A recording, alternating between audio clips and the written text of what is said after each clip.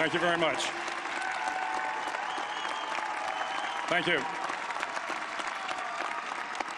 Well, thank you, President Powers, Provost Fenves, deans, members of the faculty, family and friends, and most importantly, the class of 2014. It is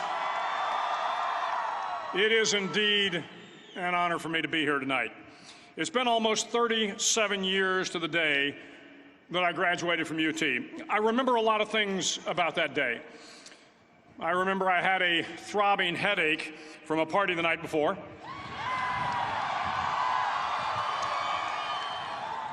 I remember I had a serious girlfriend, who I later married. That's important to remember, by the way. And I remember I was getting commissioned in the Navy that day. But of all the things I remember, I don't have a clue who the commencement speaker was, and I certainly don't remember anything they said. So acknowledging that fact, if I can't make this commencement speech memorable, I will at least try to make it short. So the university's slogan is, "What starts here changes the world." Well, I've got to admit, I kind of like it. What starts here changes the world. Tonight, there are almost 8,000 students, or there are more than 8,000 students graduated from UT. So that great paragon of analytical rigor, Ask.com, says that the average American will meet 10,000 people in their lifetime. 10,000 people, that's a lot of folks.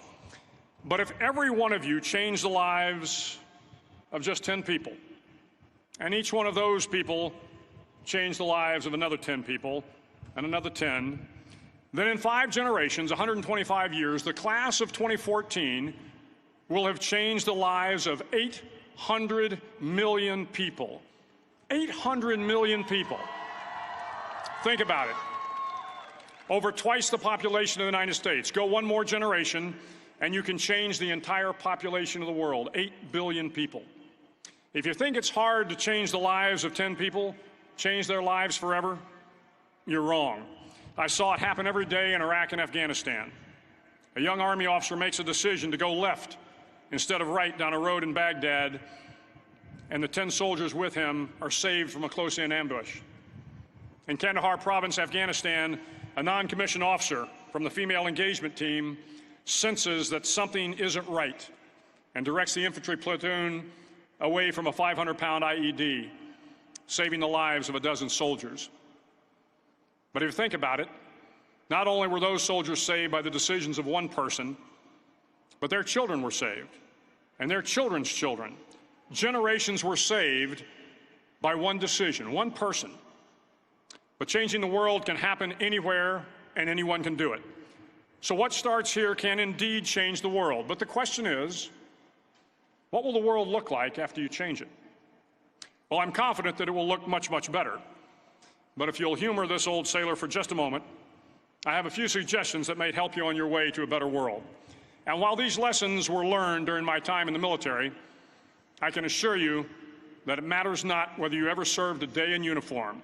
It matters not your gender, your ethnic or religious background, your orientation, or your social status. Our struggles in this world are similar, and the lessons to overcome those struggles and to move forward, changing ourselves and changing the world around us, will apply equally to all. I've been a Navy SEAL for 36 years. But it all began when I left UT for basic SEAL training in Coronado, California. Basic SEAL training is 6 months of long, torturous runs in the soft sand, midnight swims in the cold water off San Diego, obstacle courses, unending calisthenics, days without sleep, and always being cold, wet, and miserable. It is 6 months of being constantly harassed by professionally trained warriors who seek to find the weak of mind and body and eliminate them from ever becoming a Navy SEAL. But the training also seeks to find those students who can lead in an environment of constant stress, chaos, failure, and hardships. To me, basic SEAL training was a lifetime of challenges crammed into 6 months. So here are the 10 lessons I learned from basic SEAL training that hopefully will be of value to you as you move forward in life. Every morning in SEAL training, my instructors, who at the time were all Vietnam veterans, would show up in my barracks room, and the first thing they'd do was inspect my bed. If you did it right, the corners would be square, the covers would be pulled tight, the pillow centered just under the headboard, and the extra blanket folded neatly at the foot of the rack. It was a simple task, mundane at best, but every morning we were required to make our bed to perfection. It seemed a little ridiculous at the time, particularly in light of the fact that we were aspiring to be real warriors, tough, battle-hardened SEALs. But the wisdom of this simple act has been proven to me many times over. If you make your bed every morning, you will have accomplished the first task of the day. It will give you a small sense of pride, and it will encourage you to do another task, and another, and another. And by the end of the day, that one task completed will have turned into many tasks completed. Making your bed will also reinforce the fact that the little things in life matter. If you can't do the little things right, you'll never be able to do the big things right. And if by chance you have a miserable day, you will come home to a bed that is made, that you made. And a made bed gives you encouragement that tomorrow will be better.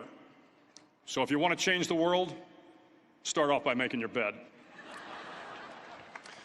During SEAL training, the students are all broken down into boat crews. Each crew is 7 students, 3 on each side of a small rubber boat, and 1 coxswain to help guide the dinghy. Every day, your boat crew forms up on the beach and is instructed to get through the surf zone and paddle several miles down the coast. In the winter, the surf off San Diego can get to be 8 to 10 feet high, and it is exceedingly difficult to paddle through the plunging surf unless everyone digs in. Every paddle must be synchronized to the stroke count of the coxswain. Everyone must exert equal effort, or the boat will turn against the wave and be unceremoniously dumped back on the beach. For the boat to make it to its destination, everyone must paddle. You can't change the world alone. You will need some help. And to truly get from your starting point to your destination takes friends, colleagues, the goodwill of strangers, and a strong coxswain to guide you. If you want to change the world, find someone to help you paddle. Over a few weeks of difficult training, my SEAL class, which started with 150 men, was down to just 42. There were now 6 boat crews of 7 men each.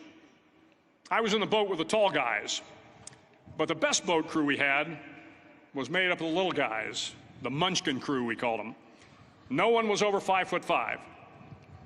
The Munchkin boat crew had 1 American Indian, 1 African American, 1 Polish American, 1 Greek American, 1 Italian American, and 2 tough kids from the Midwest. They out-paddled, outran, and outswam all the other boat crews. The big men in the other boat crews would always make good-natured fun of the tiny little flippers the Munchkins put on their tiny little feet prior to every swim.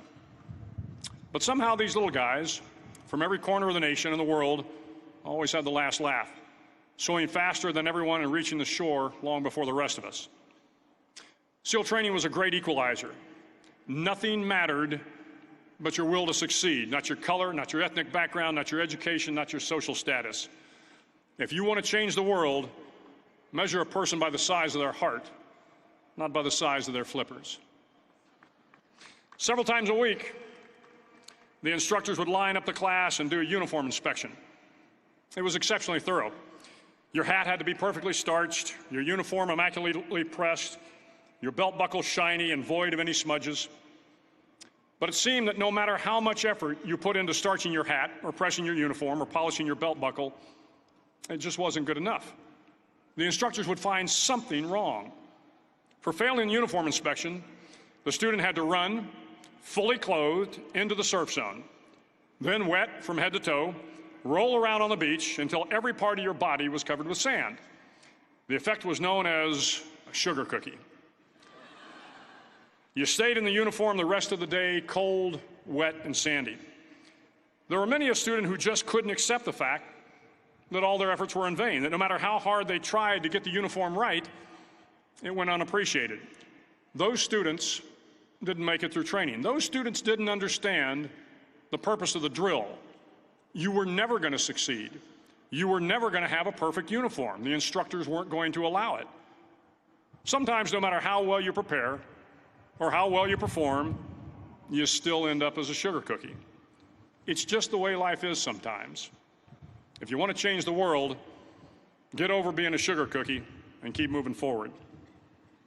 Every day during training, you were challenged with multiple physical events: long runs, long swims, obstacle courses, hours of calisthenics, something designed to test your mettle. Every event had standards, times you had to meet. If you failed to meet those times, those standards, your name was posted on a list, and at the end of the day, those on the list were invited to a circus. A circus was 2 hours of additional calisthenics, designed to wear you down, to break your spirit, to force you to quit. No one wanted a circus. A circus meant that for that day, you didn't measure up. A circus meant more fatigue, and more fatigue meant that the following day would be more difficult, and more circuses were likely. But at some time during SEAL training, everyone made the circus list. But an interesting thing happened to those who were constantly on the list. Over time, those students who did 2 hours of extra calisthenics got stronger and stronger. The pain of the circuses built inner strength and physical resiliency. Life is filled with circuses. You will fail. You will likely fail often.